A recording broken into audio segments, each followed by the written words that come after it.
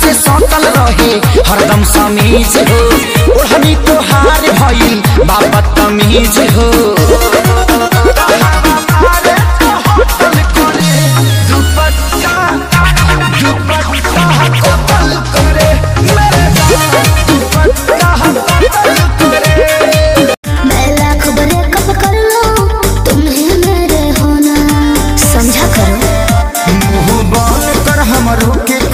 कहे दे कुछ कहे दे, अभी बस करी रे बगली रहे दे, अभी बस करी रे बगली रहे दे, दर्द तेरे मारी वो पहिले सहे दे, अभी बस करी रे बगली रहे दे, दर्द तेरे मारी वो पहिले सहे दे।